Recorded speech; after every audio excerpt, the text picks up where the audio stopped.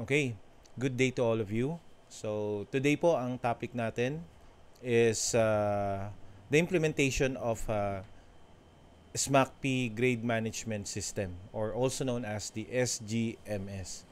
So, dito po we will going to discuss paano ginagamit at paano minamanipulate yung mga grades natin, no, ng mga students natin on our different particular subjects. Okay? So, dito po sa discussion natin ngayon, I will going to show you how you will download the system for the SGMS, then how to install, and of course, yung mga functionalities. Okay, so I have here the link ng SGMS natin. Okay, anyway, we will going to post this also to our group chat, no, itong link natin. And then, papakita ko lang po sa inyo kung paano siya dina-download. So, first, I think we need to copy this. And then, I'll going to open a browser. Let's say, this one. Okay, so, paste lang po natin yan sa browser natin. And once it opens, yan. Okay, so, ang gagawin lang natin is we just download it. Okay, and then download. Okay, maliit lang naman po yung file that is only 4.7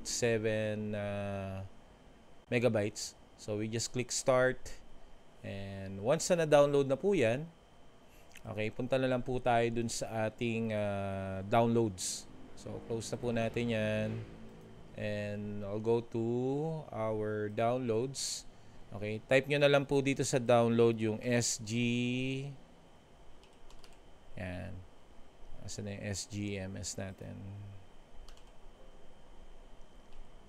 Okay.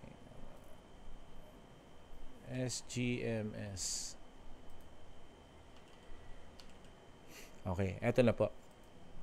So, ayan. So, meron na tayong SGMS installer. So, dinownload ko na po kasi kanina yan. So, anyway, parehas lang naman po yan. So, ang gagawin lang natin is, after we download, we will going to install it. So, yan. Double-click lang natin.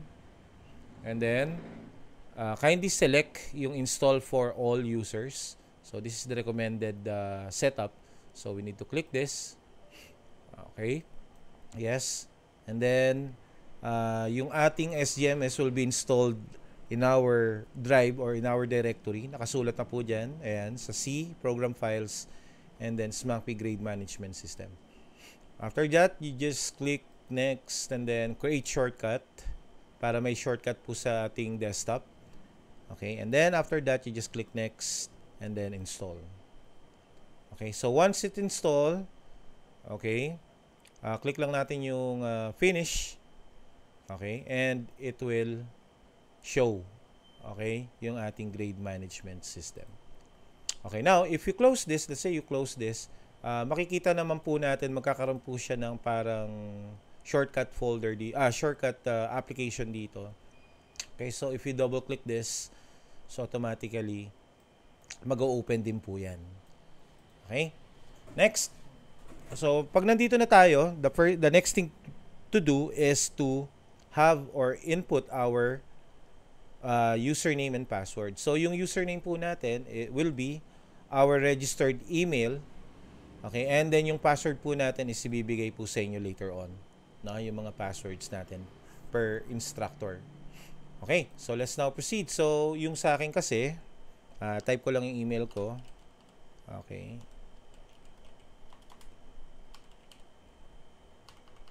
At gmail.com. And then yung password ko po is yan. So after you type this, the next thing is you need to prefer what semester and school year po yung i-edit natin na grade. So dito, we will going to use SEM 1 and then school year will be 25-26. Okay, after that, you just click login. Okay, and we are now open to our system. Ito na po yung ating grade management system. Okay, dun po sa grade management system is nakalagay na po dyan kung sino yung nag-register, your name, kung anong semester and school year. And then, it has also connected to our different subjects. So, if you click the subjects, yung down arrow po dito, yung combo box natin, okay, lalabas na po dito yung mga different subjects natin. Okay, so like for me, meron akong advanced database design. So if I click this, okay, may makikita po kayo ditong table wherein nakasulat po dyan yung class na naka-enroll dito sa subject natin. So as you can see, may nakalagay dito BSIT 3 and then the curriculum that they use is BSIT New. Okay? So once we click this BSIT 3, okay, lalabas na po rito yung mga different students natin. So we don't have to type the students. So yung mga nakalagay po dito will be the official enrolled students. Okay? So hindi na po natin, at nakaano na po yan, naka-arrange na po yung mga names nila, last name, comma, first name. Okay? So yun po yung isa sa mga advantage ng ating grade management system, no? Next, yung mga names po hindi po pwedeng i-edit yan.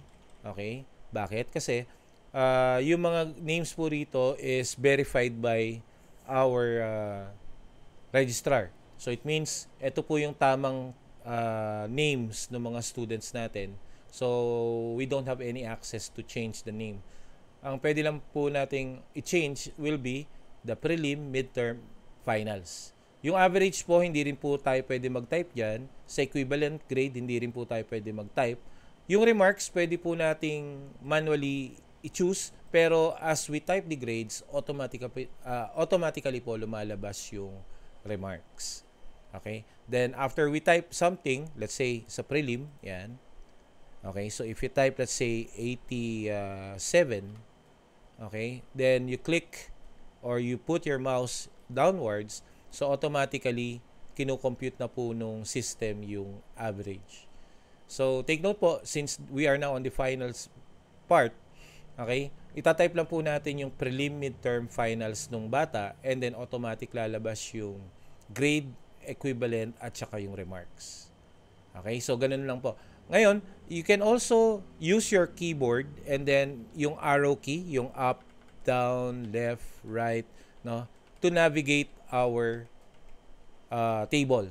No? So, pwede rin pong pag tinapat nyo, let's say, dito sa student na to, and then you type number. So, halimbawa, 85. Then, you press down. Then, 86. Down.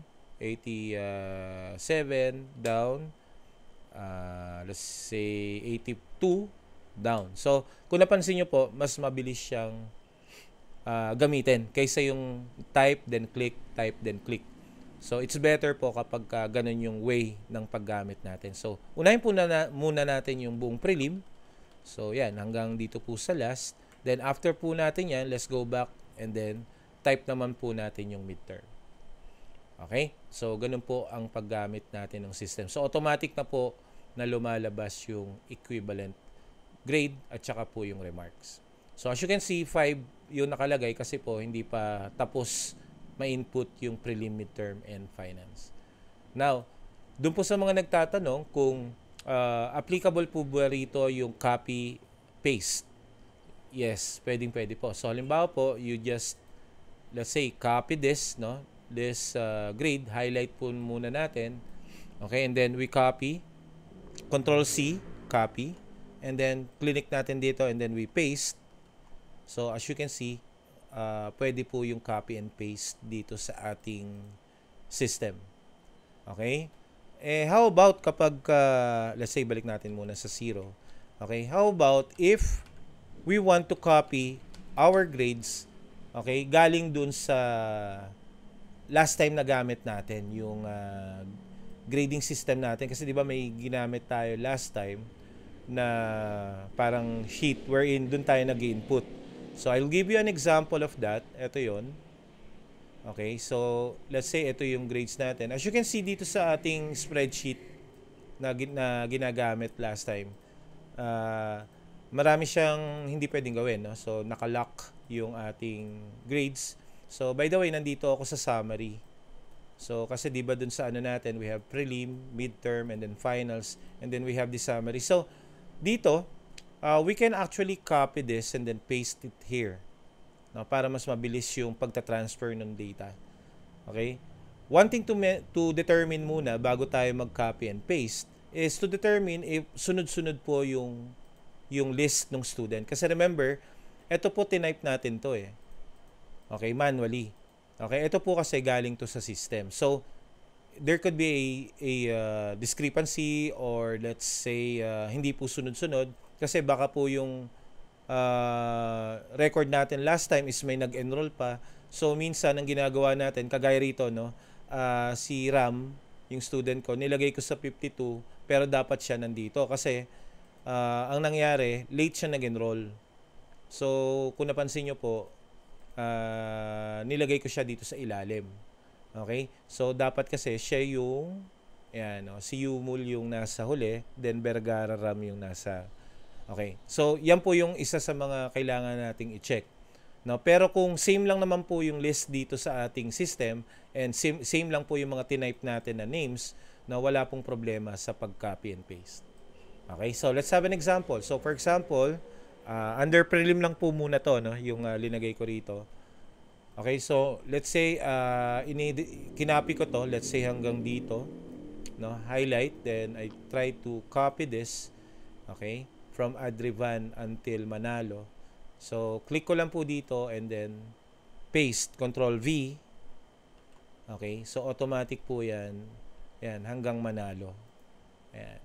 So same lang po, no? So we can apply copy and paste dun sa ginawa natin using OneDrive, 'di ba? Meron tayo nito. Okay, yung binigay sa atin last time. Then ita-transfer lang po natin 'yan dito sa ating grade management. So, bakit po natin ita-transfer? Kasi po yung dito natin, yung list po ng mga grades natin dito is not actually going to our system. So, we need to copy this and then paste po dun sa ating record dito po sa grade management system natin. Okay, after po niyan, let's say natapos na nating ilagay yung prelim, midterm, finals, no? Ang next thing to do is we will going to click save. Okay, so yun, kinapi na natin and as you can see, nagbago yung value rito. Now, let's say isa-save natin. Okay, so may nakalagay dito, conversion from string to type double is not valid. So, bakit siya lumabas na ganun? Kasi nawala po yung 0 dito sa midterm since nag-copy tayo ng value from dito, from the spreadsheet natin sa Excel papunta rito. So I suggest kailangan po pagka ginawa natin to is i-type na rin po natin yung midterm. So let's say ito rin po yung midterm grade ng mga bata. So ang gagawin lang po natin is click dito and then paste. Okay, Control V po yung paste. Okay, and then mawawala po yung dito sa final. So it means you will going to type the finals afterwards. So let's say kinapi ulit po natin dito yung grade para sa final. And then pag pinis po natin dito yan, and then yun, makokompleto na po natin yung grades. Okay? So ayan po, nakompleto na siya. So ganun din po yung gagawin dito sa ilalim. Okay, so you just copy and then paste. So after this, you just click save. Okay, wait, updating for yan. So once you update it, okay, nakasave na po yan.